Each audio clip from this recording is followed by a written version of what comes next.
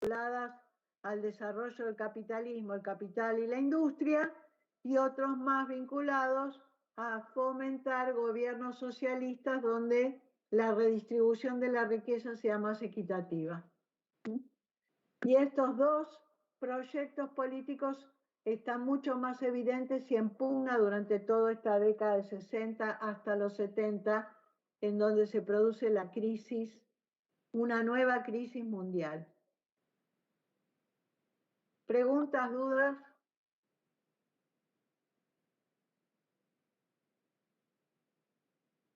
No sé si me estoy...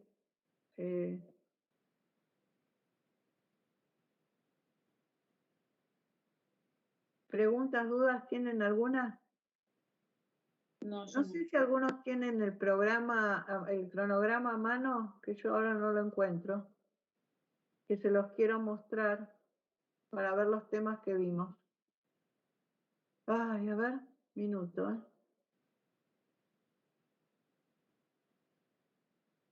Ah, no, ya sé.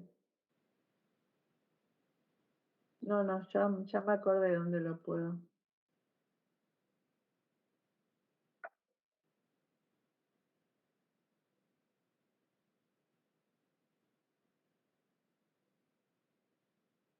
¿Te los muestro? ¿Lo están viendo? No, no. Ay, ¿por qué no lo están viendo? A ver, ahora. Ahí sí, profe.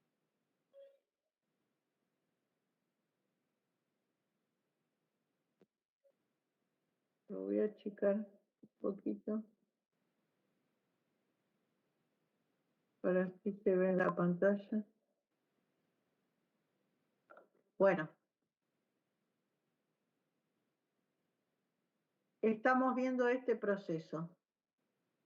A mí me ayuda también mirar esto porque hay un tema acá que no lo vimos, que es esto, ¿sí? Y ahora lo desarrollo. Este texto de Gallego, que también lo tienen acá, está en este punto, ¿vieron? Era lo que les decía antes. Este texto de Gallego incluye este capítulo que acá no lo ven, pero que acá sí lo tienen que ver. ¿Me siguen? Bueno, y ahora vamos a ver este tema de la CEPAL y el desarrollismo. ¿Estamos? Sí. A ver si los vuelvo a ver. ¿Dejé de compartir? No. Ahí está, profe. Bueno, entonces,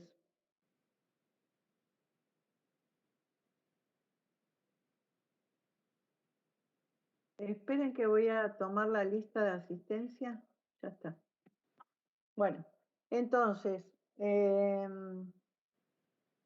decíamos que este fenómeno que se produce con la Segunda Guerra Mundial, que por un lado tiene la Guerra Fría con estas dos potencias, la Unión Soviética y Estados Unidos, pero en la que emerge el tercer mundo y se desarrolla y crece económicamente Europa, ¿sí?, con procesos revolucionarios que ponen a Estados Unidos en una política de militarización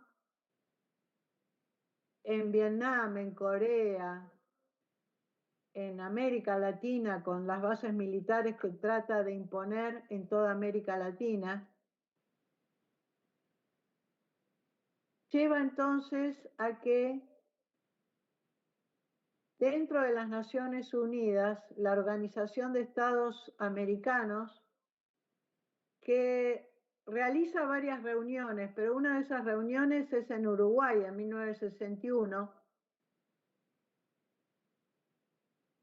con la presencia del Che Guevara como ministro de Industrias de Cuba, que viene a pedirle a los países de América Latina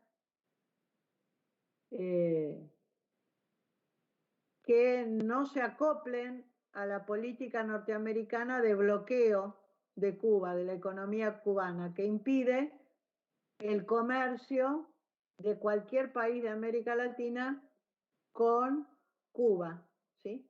Y entonces, bueno, en esa conferencia, que les recomiendo que la miren, pongan en internet Che Guevara 1961, Uruguay, y seguro van a ver, van a escuchar y van a leer lo que era el Che Guevara y cuál era su posición,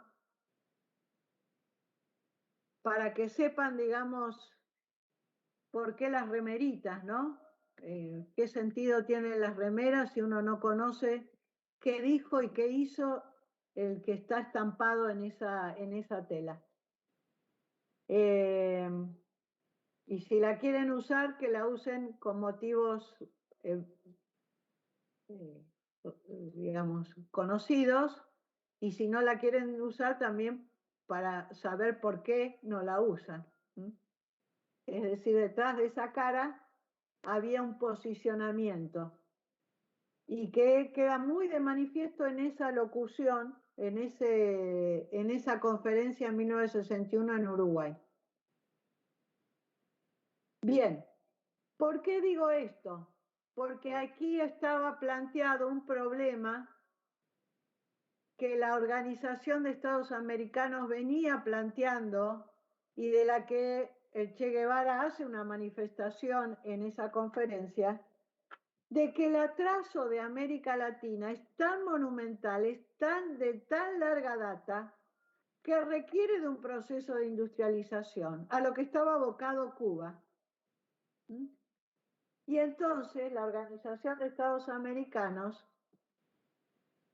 ya con algunos sectores más progresistas, empieza a plantear a través de una dependencia de la OEA, que es el Consejo Económico para América Latina, que es un grupo de intelectuales, investigadores, economistas, sociólogos, etcétera, etcétera, que se radican en Chile, con un economista argentino que seguramente ustedes van a conocer,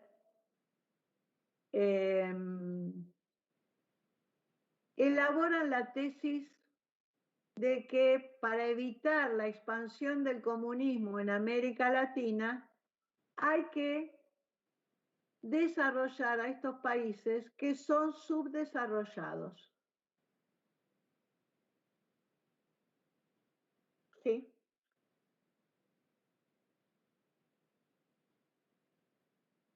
Aparece la idea de desarrollo y subdesarrollo.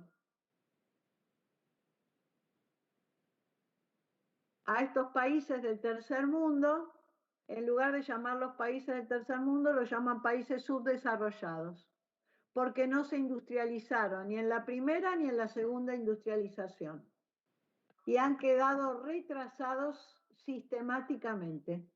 Y entonces la CEPAL dice, hay que darles inyección de capitales para que se desarrollen industrialmente. Pero analizan que un problema es la falta democrática de estos países, ¿sí? Y por tanto, sostienen que hay que alentar la democracia evitando la expansión del comunismo.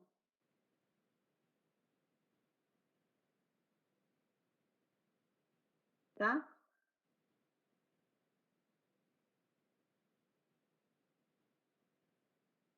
¿Me siguen? Entonces la CEPAL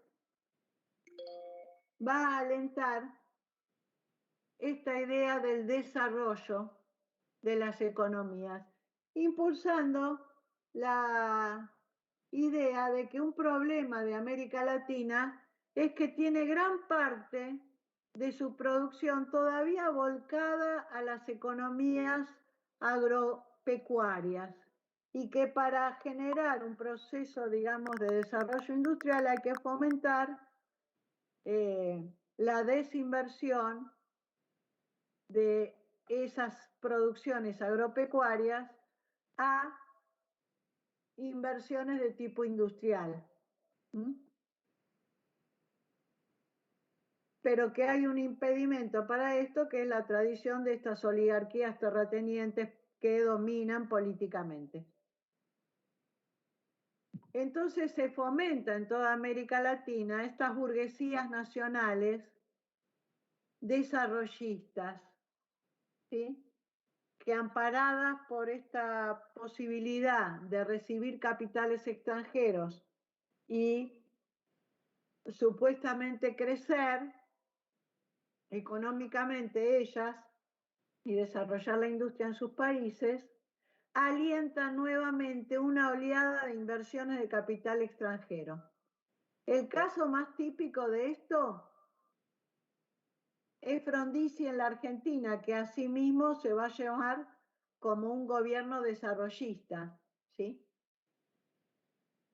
Pero que no es como el gobierno de Perón, que plantea un desarrollo de la industria tratando de evitar capitales extranjeros, sino por el contrario.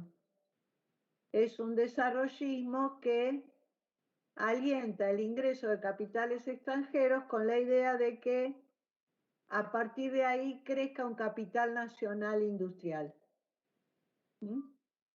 Pero esto va a suceder también en Brasil con Dutra, en Bolivia, ¿sí? En varios lugares, en Chile, ¿sí? Donde la idea de que la nueva incorporación de capitales, en su mayoría ahora europeos, ¿sí? También norteamericanos, van a permitir el desarrollo de esta corriente industrial local de burguesías nacionales, fomentando entonces el proceso de industrialización.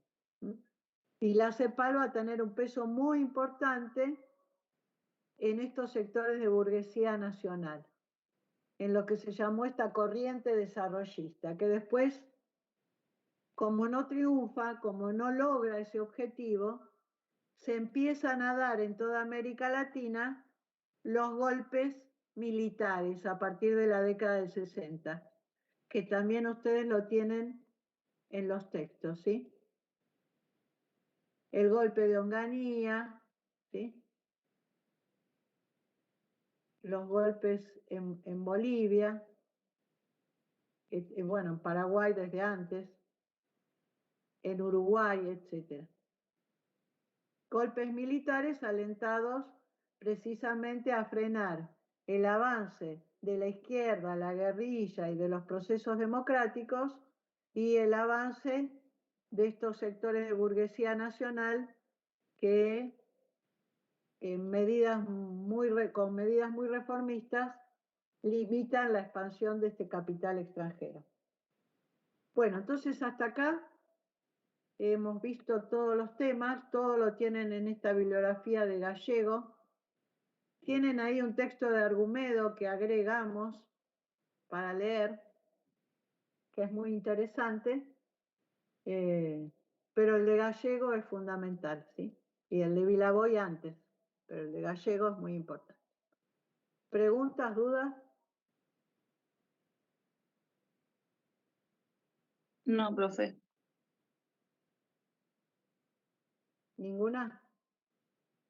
Bueno, entonces damos por concluida la clase. Lean los textos por si tienen dudas, porque la pregunta que hizo esta compañera hoy me parece que fue muy importante, porque a mí me notifica de cuáles son los problemas que tienen con la lectura y de entender los textos, pero a la vez a ustedes una pregunta de otro les clarifica sobre cosas que tal vez ni se preguntaron y que no la tienen en claro, ¿no?